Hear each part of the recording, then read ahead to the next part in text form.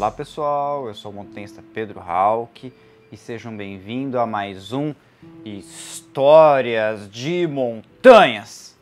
Bom galera, vocês conhecem bem o Aconcagua, né? Montanha mais alta dos Andes, montanha mais alta de todo o continente americano, montanha mais alta do hemisfério sul, seria a montanha mais alta do mundo se não existisse Cordilheira do Himalaia, e a montanha mais alta da Argentina também. Então, sim, são vários atributos que fazem do Aconcagua uma montanha famosa e não é de hoje. Então, você bem sabe que o Aconcagua foi conquistado, ou seja, a primeira vez que ele foi escalado foi no ano de 1897, por uma expedição liderada pelo montanhista Edward Fitzgerald e o cume alcançado pelo guia suíço Matthias Zurbriggen, a qual tem até um artigo sobre ele lá no portal Alta Montanha. Galera, o vídeo de hoje eu vou falar de expedições nessa famosa montanha que deram errado. Na verdade, elas deram muito errado, porque eu vou falar das expedições que levaram pessoas a óbito. Eu sei que é um pouco funesto, um pouco ruim, né, falar de mortes, mas essas mortes que vêm acontecendo na Aconcagua, elas geraram estatísticas e geraram histórias que sim, é interessante a gente conhecer um pouco mais sobre elas, até mesmo para não repeti-las, tá certo? E quando a gente fala nas mortes do Aconcagua, é impossível você não associar, você não falar naquele cemitério dos andinistas que existe na base da montanha, ali na localidade de Puente del Inca, tá certo? Quem já passou por Puente del Inca é um local turístico que fica do lado da Estrada Nacional número 7, que liga Mendoza, na Argentina, a Santiago, no Chile, né? Lá tem um relevo kárstico. O que é relevo kárstico, Pedro? Isso é coisa de geografia. Relevo kárstico é relevo que tem cavernas, tá certo? Então existe carbonato de cálcio que formou cavidades. Então tem aquela tal daquela ponte, né? Que é uma ponte natural, que inclusive já foi usada na época dos libertadores ali, que deu a guerra de independência do Chile, tá certo? E aquela região, se você prestou atenção, se você for para lá, você vai observar que ao longo dessa estrada, você cruza pelo que sobrou, né, de uma falecida ferrovia, né? Você veja que até a ferrovia naquela região já bateu as botas, não é? E é exatamente por conta da existência dessa ferrovia que ali houve os primeiros mortos naquela região. Essa ferrovia, gente, ela ligava Mendoza a Santiago, no Chile. Ela foi construída no século XIX. E evidentemente que as construções do século XIX dispendiam de muita mão de obra. E se você leva muita gente para altitude, num local como aquele, que faz frio, né? Que tem problemas com a própria altitude, então é óbvio que coisas aconteceram de maneira errada. E exatamente esse cemitério, que é o chamado cemitério dos andinistas do Aconcagua, ele não começa como um cemitério de andinistas, mas sim cemitério ferroviário. Era um cemitério das pessoas que trabalhavam na construção da ferrovia, faleceram e não tiveram seus corpos reclamados. E olha só que coisa curiosa, né? Que demonstra que sempre essa região teve muita relação com o próprio Aconcagua, com as histórias das escaladas do Aconcagua. Quem inaugurou esse cemitério, não foi o Odorico Paraguaçu. Quem inaugurou esse cemitério foi o médico Edward Cotton, no ano de 1908. O Cotton, ele era o médico da expedição do Fitzgerald, da expedição que resultou na conquista do Aconcagua em 1897. O Cotton, ele acabou tendo a oportunidade de trabalhar como médico em Puente del Inca no começo do século XX, porque estava acontecendo uma epidemia de difteria. E aí então ele trabalhou para auxiliar os trabalhadores da ferrovia. E o próprio Cotton acabou adquirindo a difteria e falecendo em decorrência dela. Olha só que coisa curiosa. Mas o primeiro corpo de montanhista a povoar, ou seja, o primeiro corpo de uma montanhista que morreu ali e acabou sendo homenageado ali, ele foi com outro cidadão bastante ilustre. Foi de um cidadão, do montanhista de origem austríaca, de nacionalidade austríaca, que vivia na Argentina, chamado Hans Stepanek. Se você já escalou na Argentina, você já foi no Cerro Plata, que é uma montanha vizinha ali próximo ao Aconcagua, que é outro clássico andino, você já deve ter olhado nas cartas topográficas, em livros, esse nome Stepanek. Porque lá no Cordão del Plata, lá vizinho ali do Cerro Plata, tem uma montanha secundária que tem este nome, que é o Cerro Stepanek, que fica do ladinho ali do Otofukage. É um cume de 4.000 e poucos metros de altitude, que você atinge ele saindo da região dos refúgios, ou se não, saindo do acampamento Veguitas ou de Pedra Grande, no comecinho da escalada do Cerro Plata. O Stepanek, o Hans Stepanek, ele foi o conquistador do Cerro Plata. Olha que coisa curiosa. Ele conquistou o Cerro Plata no ano de 1925, né? Mais precisamente no dia 21 de janeiro. E no ano de 1926, ele pegou e foi para Aconcagua. Então veja só, Stepanek é um cara coerente, né? Primeiro escala o Plata, adquire experiência, faz um treinamento, vê como estão as coisas, e aí o cara foi para Aconcagua. Só que lá na Aconcagua as coisas não deram tão certo assim. O Stepanek, ele acabou desaparecendo, nunca mais ficou um tempão ali desaparecido, e o corpo dele foi encontrado 10 anos depois, em 1936. E ele permaneceu na montanha, o corpo dele, até 1946. E olha que coisa curiosíssima. A pessoa que encontrou o corpo do Stepanek em 1936 acabou falecendo alguns anos depois, e de uma maneira muito trágica. Estou falando dessa pessoa que encontrou o corpo de Stepanek. O outro é um outro montanhista de origem germânica, né? O Hans Jörg Link. O Link, ele na época, no começo da década de 40, ele havia se tornado um grande especialista no Aconcagua. A primeira vez que ele foi para Aconcagua foi no ano de 1936. E ele fez cume em 36, 38, 40, 42 e depois em 44. O Link, ele acabou descobrindo lá o corpo do Stepanek, né, em 36, e ele continuou indo para a montanha. Em 44, junto com a esposa dele, que era a francesa Adriana Bansi, junto com Albert Kneidl e o Walter Schiller, né, uma expedição com 4 pessoas, empreenderam, né, uma ascensão até o cume do Aconcagua. Eles atingiram o cume, mas na volta desapareceram. E olha só que coisa curiosa.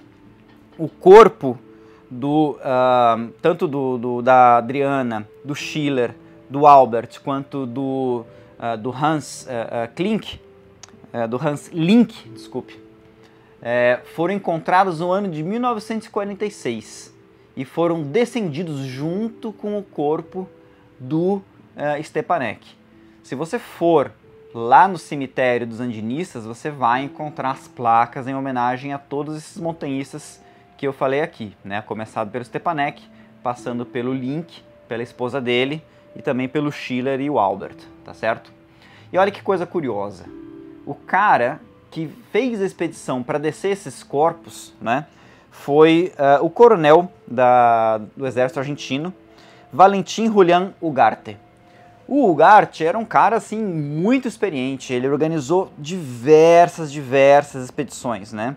E ele, assim, essas expedições, elas eram realizadas no estilo meio que militar, assim, com um chefe de expedição que determinava as funções de cada pessoa e tudo mais. E o Ugarte, ele foi chefe de expedições várias vezes, inclusive chefe de expedições estrangeiras, né? Como na primeira expedição que levou o japonês ao cume da Aconcagua.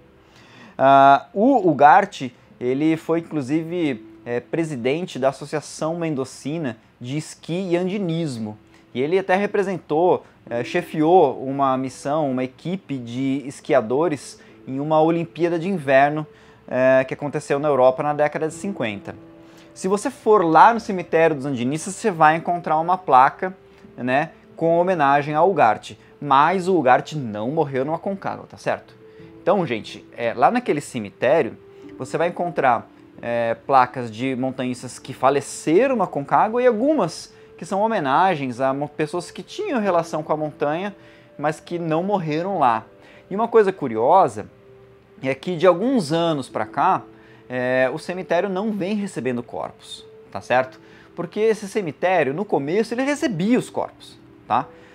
Mas, por conta do abandono daquele local, ninguém toma conta e tudo mais, começou a ter depredação. Teve gente roubando cruzes, roubando objetos metálicos e até mesmo profanando. E então, de uns tempos para cá, as famílias decidiram não deixar os corpos lá. Então ele acabou virando um cemitério de homenagens, é só um memorial do que um cemitério propriamente dito, tá certo? Então, assim, essa é a curiosa história do cemitério dos andinistas. Mas, enfim, esse cemitério não está recebendo mais corpo, então acabou sendo mais mesmo um memorial. Uma coisa curiosa que você vai ver ali, que você vai ver algumas placas, por exemplo, tem uma placa bem curiosa lá da família Rubina, né? Essa família, ela faleceu, ela vivia, era uma família que morava lá em Poedelinca, morava numa casa, teve uma avalanche, e a avalanche destruiu a casa, morreu pai, mãe, filho, morreu todo mundo. Então, não era uma família escalando, né? Também outra coisa curiosa, a gente vai ver ali um túmulo, né?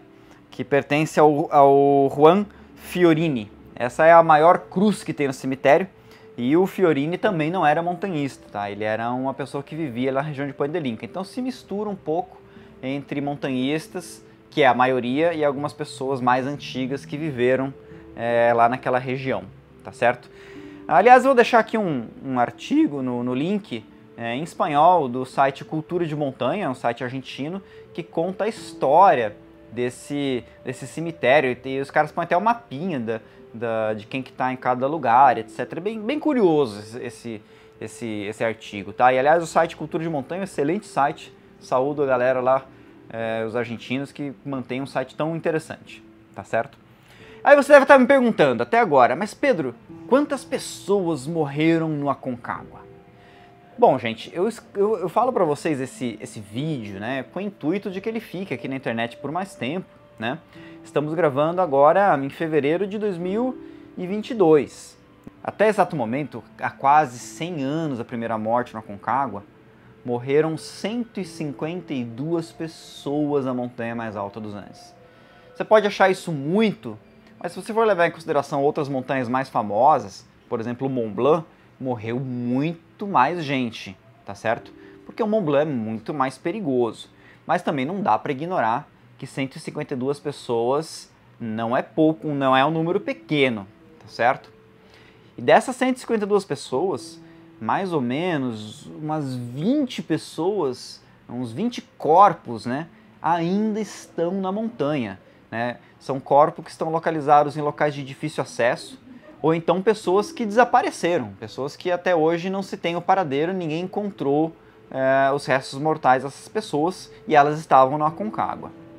Uma coisa curiosa, né?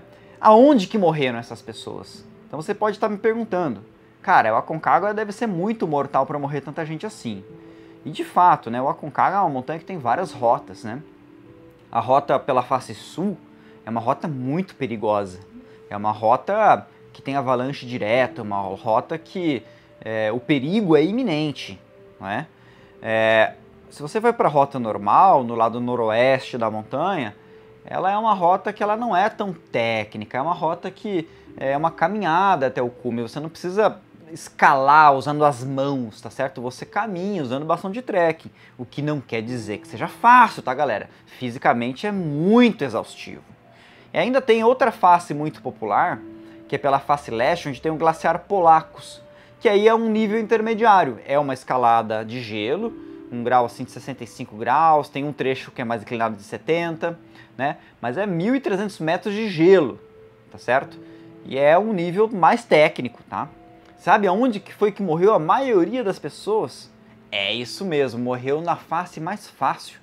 96 mortes no Aconcagua aconteceram na rota normal, na face noroeste da montanha. Isso equivale a 64% das mortes da montanha. somente 19 casos de morte aconteceram na parede sul, que é a face mais difícil, o que equivale a 12,7%. E 30 casos aconteceu no glaciar Polacos, né, 20%.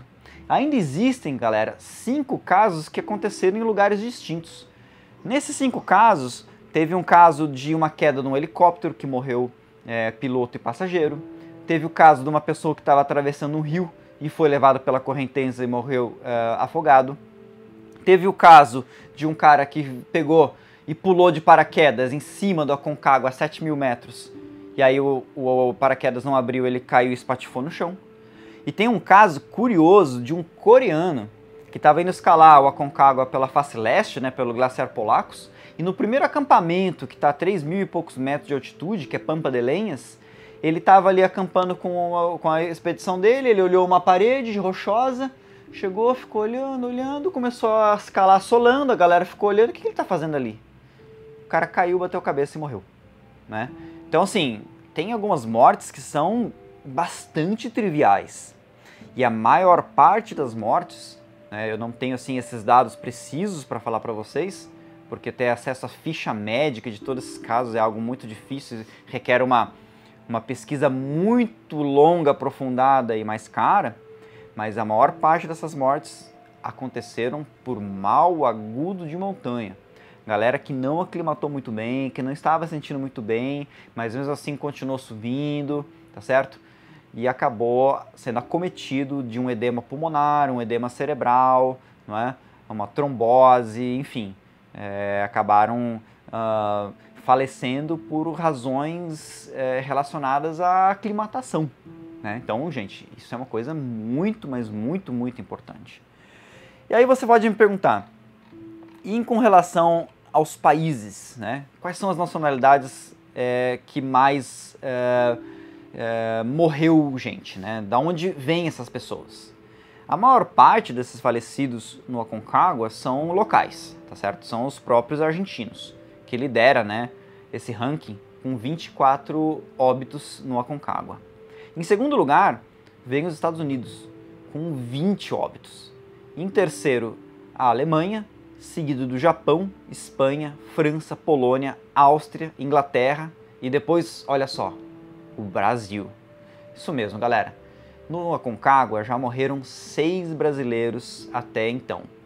Inclusive, a história que envolve uma tragédia, um falecimento de brasileiro no Aconcagua, ela é, na verdade, a maior tragédia que o Aconcagua já conheceu, né? Tragédia em níveis de drama, né? Porque eu estou falando daquela história do Mozart Catão com o Otton Leonardo e o Alexandre Oliveira. Eu tenho um vídeo aqui no canal que eu falo dessa tragédia. Eles estavam escalando a face sul da montanha e houve uma avalanche, né? O Mozart Catão, que foi, junto com o Valdemar Nankelvix, os primeiros brasileiros a fazer cume no Everest no ano de 1995. O Mozart Catão acabou sendo pego pela avalanche e o corpo dele desapareceu. E o Otton com o Alexandre ficaram pendurados por uma corda. E vivos e com o rádio na mão. E eles ficaram se comunicando com a base, né? E aí as pessoas puderam acompanhar eles começar a evoluir uma hipotermia e morrer quando veio a noite, né? Aí o outro lado do rádio silenciou. Foi uma história muito dramática que repercutiu mundialmente, né? Que é uma história verdadeiramente de filme, né? Porque realmente foi uma história de arrepiar, né? Uma história realmente muito, muito dramática e triste, tá certo? Isso aconteceu, galera, no ano mais trágico do Aconcagua. No ano que morreram 10 pessoas. Esse foi o ano que mais morreu gente numa única temporada. O ano de 1998, na temporada de fim de 97 para começo de 98. 10 pessoas perderam a vida no Aconcagua nesse ano. E não foram só de brasileiros os 3 ali da Parede Sul. Também teve a morte de Vécio Fujihara, que foi o primeiro brasileiro a perder sua vida no Aconcagua. O Vécio, ele era militar, trabalhava no IME, no Instituto Militar de Engenharia no Rio de Janeiro, mas ele era da cidade de Sorocaba. A história dele foi contada no livro Montanha em Fúria, que é o livro que eu usei como fonte quando eu fiz aquele vídeo da tragédia do Mozarcatão. O Vécio, ele havia feito um curso de escalada em gelo na Patagônia, em Bariloche, algum tempo antes, alguns anos antes, acho que uma temporada antes de 1998, né, junto com alguns amigos. E aí depois que ele fez esse curso, ele já quis escalar o Aconcagua de cara, e já de cara uma rota que não é a rota mais fácil, né, que é a rota do Glaciar Polacos. Ele acabou falecendo lá na rota do Glaciar Polacos, tá certo? Então esse foi o primeiro óbito de um brasileiro, né? E ainda teve outros casos de brasileiros que acabaram também se tornando famosos. Dentre eles o caso do paraibano Josenildo, que ele faleceu no Aconcagua, na terceira tentativa dele de atingir o cume. Né? É uma pessoa muito humilde, um cara que foi lá, guerreiro pra caramba, com pouco recurso, por conta própria. E aí ele acabou falecendo em 2013, né? Ele errou a rota dele na descida, depois de atingir o cume. E não se sabe exatamente o que foi que aconteceu, mas aparentemente ele estava desorientado e muito cansado, e aparentemente ele levou uma queda e quebrou a perna, e aí então ele acabou falecendo de hipotermia. Eu conto essa história também aqui no canal. E tem outra morte de brasileiro, que foi o caso do Eduardo, que era um dentista da região de Sorocaba, que estava junto com a esposa dele, a Rita, no ano de 2005, né? A Rita ela ficou muito exausta, não conseguia mais caminhar, tinha sintomas de edema, né? E aí então eles passaram a noite juntos, próximo à Canaleta, e aí então a Rita acabou conseguindo sobreviver essa noite, mas aí o Eduardo faleceu devido ao frio extremo na montanha. Bom, galera, aí você deve estar se perguntando: e Pedro, você já vivenciou alguma história que envolvesse óbito, que envolvesse algum problema desses graves na Aconcagua? Então, em 2004, cara, eu estava indo escalar a Aconcagua para fazer o Glaciar Polacos, né? Então, fizemos ali a aproximação por Punta de Vacas, né? Que é uma aproximação mais longa. E aí a gente chegou no acampamento do lado leste, né? Que é Plaza Argentina. E chegamos lá com a informação de que haviam 2 alemães que haviam falecido no Glaciar Polacos. E acabou que eu participei, né, do resgate dos corpos desses alemães. Então a gente chegou até a base do Glaciar Polacos e os alemães eles estavam ali já sem vida no chão, né? Inclusive um deles, cara, acho que eles caíram no Glaciar Polacos e foram descendo a montanha, batendo cabeça e tudo mais. Um deles deve ter sobrevivido, o cara meio que dormiu, colocando assim, ó, o rosto deitado assim de bruços, né? Com o rosto assim na mão, e ele ficou com o braço esticado. E o braço dele congelou, cara. E a gente chegou lá, o cara tava totalmente congelado. E é horrível, cara, você ver um corpo congelado. E aí então, quando quando existe um resgate de corpo na região alta da montanha, onde o helicóptero não consegue chegar, né? As equipes de resgate, elas costumam levar esses tambores azuis, esses tambores aí que a gente coloca equipamento de escalada dentro, né? Eles levam nas costas o tambor, chega ali, pega uma faca, um fogareiro, aquece a faca no fogareiro e corta o tambor no meio. Aí então a patrulha de resgate pega um arame, esquenta o arame no fogareiro, aí ele derrete o plástico, né? E eles costuram com o arame, né, as 2 partes do tambor que eles cortam no meio, né? Aí vira tipo um trenó. Então os caras eles colocam as pessoas ali empilhadas, né, nesse, entre aspas, trenó. Aí no caso foi usado as próprias cordas dos mortos, né, para cada um puxar de um lado e ajudar na descida. E aí vai descendo o corpo arrastando, né, porque os caras eram muito grandes, né? Então, putz, você carregar um corpo de 80 quilos, 90 quilos, cara, você precisa de muita gente, né? E foi realmente muita gente, né? Que a gente foi, não fui eu sozinho ali, não. Fui com um monte de gente. A gente ficava se revezando ali para segurar o cara, porque realmente é um trabalho, além de ser um trabalho horrível, né? Porque você trabalhar com uma pessoa morta ali na tua frente, ainda mais em termos de esforço físico, é destruidor, né? E aí depois os corpos ficaram ali em Plaza Argentina, e eles foram removidos de helicóptero, na escotilha do helicóptero ali na parte baixa, né? Antes de existirem os helicópteros para fazer esse tipo de serviço, quem acabava fazendo isso eram as mulas. Eu não sei se é verdade essa história, quem me disse essa história foi um dos resgatistas da patrulha de resgate lá em 2004, tá? Que dizia que antigamente, quando que tinha que remover as pessoas com a mula, você tinha que embrulhar o corpo para que a mula não percebesse que ali tinha uma pessoa morta, que senão elas empacavam, não é? E também eles diziam que é um problema, porque como um corpo humano é muito grande, geralmente o pessoal lá são pessoas adultas que vão ter mais de 1,70 m, tinha que cortar a pessoa no meio. Então as pessoas quebravam o corpo congelado no meio para poder carregar na mula. Eu não sei se isso é verdade, tá bom, galera? E aí então, putz, era um show de horrores, o cara me contou. Deve ser mentira, só pode ser lorota essa história, tá certo? Mas ainda bem que tem o helicóptero, tá certo? Enfim, galera, também tive a primeira vez que eu fui lá pro Aconcagua, no ano de 2002, né? Também teve uma história parecida, que morreu um alemão, olhando aqui pelas estatísticas da página da Alta Montanha, deve ter sido esse Herbert Springer, tá? Que o cara, ele morreu do coração, o cara ficou tão emocionado quando chegou no cume, que ele chegou lá e acabou caindo e não conseguiram ressuscitar o cara, não é? Outra história bem cabulosa, cara, de uma pessoa que morreu, foi um pouco antes da pandemia, né? Na última temporada antes da pandemia, que foi em 2020, tinha uma expedição russa escalando a Aconcagua. Os caras estavam chegando, indo pro cume, passando pela travessia, e aí tinha uma russa, foi a primeira cidadã de nacionalidade russa a falecer lá no Aconcagua, que é a Nailia. Ela estava caminhando, cara, e aí desprendeu uma pedra. Essa pedra era muito pesada, ela veio rolando montanha abaixo. A Nailia não ouviu, a pedra veio, pegou o pé de apoio dela e quebrou o pé dela. Mas assim, não é que quebrou, né? Quebrou mesmo, assim, separou. E ela morreu de hemorragia, né? Foi uma tragédia, a galera ficou horrorizada, né? E aí depois disso, esses russos, cara, foram vistos, né?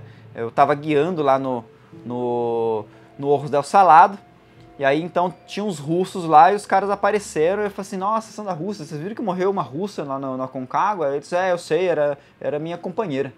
Eu falei assim, caraca, meu, a guria tá escalando com vocês, ela morre e vocês continuam o projeto para escalar aqui na América do Sul. Então cultura é cultura, né? É horrível essa história. E por fim, agora que retomou a pandemia, né, 2 pessoas acabaram falecendo, né? O Cláudio Leonel Marengo, que era um militar argentino, morreu a 80 metros do cume, de causas desconhecidas, mas provavelmente deve ter tido algum problema de altitude, né? E depois o Dmitry Teslenko, né? Ou seja, mais um russo falecendo no Aconcagua. O Dmitry tinha 61 anos e morreu de ataque cardíaco, tá? Então com isso a gente chega nos 152 mortos na montanha. E aí se você for dividir, galera, o número de mortos pela quantidade de temporadas, vai dar mais ou menos 1,7 mortos por temporada, tá certo? Então assim, quase 2 pessoas morrendo por ano no Aconcagua, que é o que refletiu essa última temporada, né? Totalmente fora do comum, né? Primeira temporada pós-Covid da montanha mais alta dos Andes, tá certo? Então a Aconcagua, ela é uma montanha que os problemas eles se intensificam, não é? Então você tem que tomar muito cuidado. É uma montanha mortal? Eu não diria isso. É uma montanha que ocorrem acidentes, é minoria, levando em consideração o número, a taxa de sucesso, inclusive o número de pessoas que ingressam na montanha, morrem bem poucas pessoas. Então dá para dizer, né, que em termos relativos, a Aconcagua é uma montanha segura. Mas aprendendo com os números, o que a gente pode ver aqui, que você precisa realmente se precaver. Se seu sonho é escalar o Aconcagua, galera, então leve em consideração isso, que os problemas se potencializam lá em cima. Então é sempre melhor, já que você quer escalar a montanha mais alta, né, que você chegue lá com mais experiência. Porque com mais experiência as coisas se tornam mais fáceis, mais seguras. E aí você vai ter uma chance melhor de chegar no cume e se afastar de toda essa zica e você não ser mais uma pessoa, né, que vai estar ali povoando o nosso fúnebre cemitério dos andinistas. Galera, se você tem algum comentário, não esqueça de usar o campo aqui dos comentários para escrever. Se você gostou desse vídeo, não esqueça de dar o seu like, ative a notificação do sininho para receber todas as notificações de quando a gente ter um vídeo novo aqui no canal. E não esqueça de apoiar a gente, né? Se inscrevendo aqui no canal e também acompanhando a gente nas outras mídias sociais, tanto no Instagram como no Facebook e no Twitter. E também acompanhe meu trabalho, né? Eu também sou guia de montanha, eu trabalho no Aconcagua todos os anos, tá certo? Então entre lá no meu Instagram, o PR Hawk, e também na minha empresa Soul Outdoor, que é Soul Outdoor, Soul de alma, né? .com.br, né? E se você tiver o sonho de escalar o Aconcagua e querer ir com segurança, né? Me manda uma mensagem, a gente faz um plano para você para ir para lá, para você não dar uma de maluco e ir lá direto, né? Bater no cara e de repente, né?